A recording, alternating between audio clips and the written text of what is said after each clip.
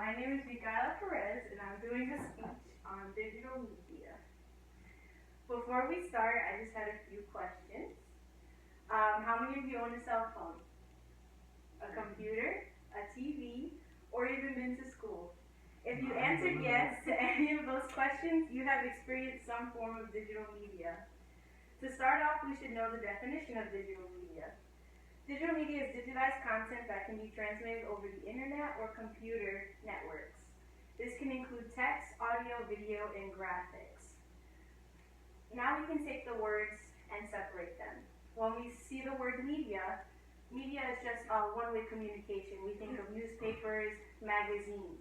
They're communicating a message to us, but we can't communicate a message back. And when we think of digital, we think of computers. Now knowing what digital media are, we can put the two words together. Digital computers and media, tools we use to communicate. So it's just communication on the computer? Well, it's a little bit more than that.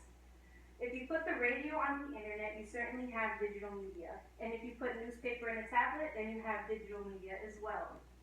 The problem with sticking with that definition is that it misses two important points. Software networks.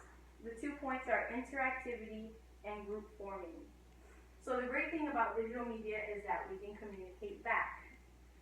So for the business aspect of it, we have interactivity. For example, Netflix. When we watch a movie, we can rate it with stars, we can leave comments, and we can communicate back to the company what our thoughts and what our feelings are. And now Facebook is launching something called reactions. We can laugh, we can be angry, we can be sad about something.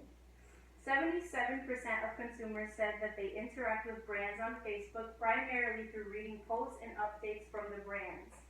17% of respondents said they interact with brands by sharing experience and news stories with others about the brand. And only 13% of respondents said that they post updates about brands that they like. 56% of people will recommend a brand to somebody else if they follow them on Facebook. And now group forming, that's us. Most people who use Facebook say they use Facebook to connect with family and to connect with old page. On Facebook, we also follow things like Tasty, food blogs. We go in groups with people who we don't even know, just so that we can share common interests. And social media is becoming so a part of our everyday lives. There was a poll of 1,000 people. It said 56% of those people check Facebook daily. 40% don't mind being interrupted for a message. 32% check their Facebook during meals. 12% check Facebook every couple hours.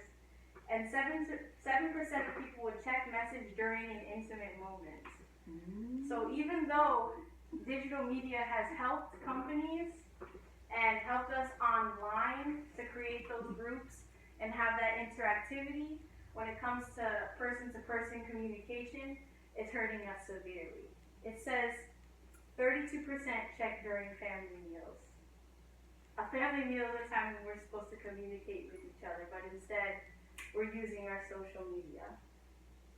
Once you realize the power and influence digital media has on our everyday lives, we must be careful not to let it affect our communication skills. Though it has many pros and cons, let's try and use it positively. So before I end, I just wanted to leave you guys with a fun fact. Microsoft conducted a recent research about attention spans. It says that the findings revealed that human attention spans have fallen from an average of 12 seconds in the year 2000 to just 8 seconds. Humans now have less of an attention span